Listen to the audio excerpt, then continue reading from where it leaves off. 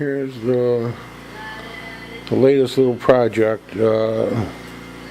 Say RCA Victor 1946, and hold on, it's a model 65X2, which means it's the beige model. And this is going to be the next project. Let me see if I can. There's a lot of stickers on it. I tried using that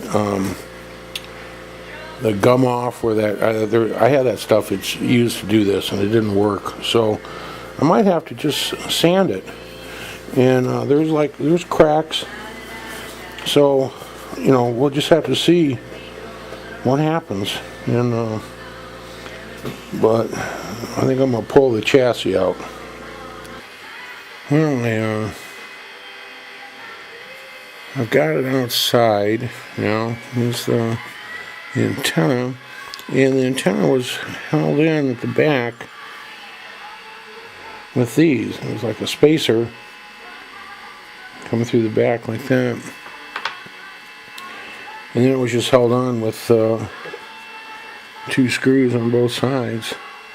It's really dirty in here. I don't really have much light here. I'm trying to, you can see it's pretty dirty and dusty, and the speaker's got a little damage to her. I think we could fix that.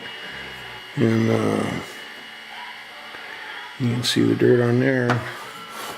Let's take a look underneath. Let's see what's going on here.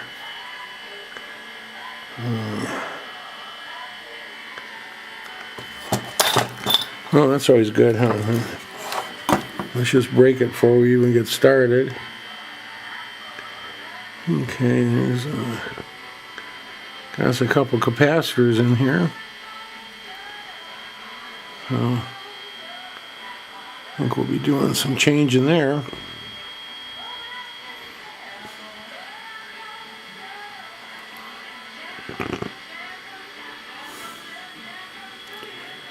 So my main deal right now is to go in and start checking things out, and we'll start with the capacitors. I ordered quite a few capacitors, and I think I had this in mind when I did that, so I'll see where we're at on there. So let me get started with that. Well, believe it or not, it's got a little life in it. I've got CKWW 580 out of Windsor. I got it on in the other room, and so here we go. So I picked it up on here. It's a little rough. I checked the capacitors. Some of these are like just gone. I use my my ESR instrument, and yeah, some are just blown. But actually, the filter ones were not that bad right here. But I think I've got them, so I'm just going to replace them too. We'll see when I open it up. Look inside there. But these other ones they're going to go in that. I want to clean all that in there too. So let's see if I can.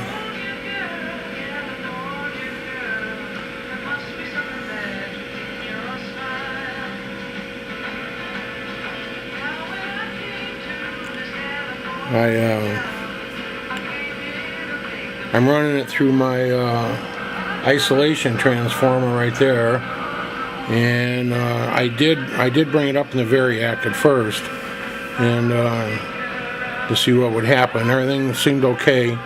I used the Rick McWhorter trick of putting a couple little dabs of WD-40 on the volume control, because you just scratch.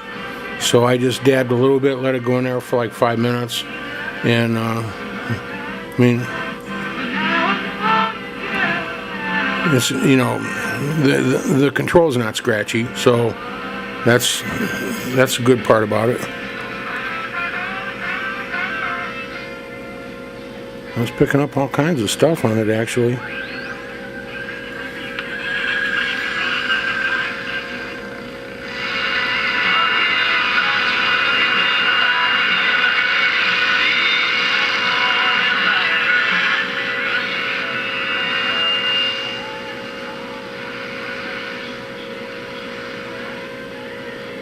So sensitivity seems to be pretty good.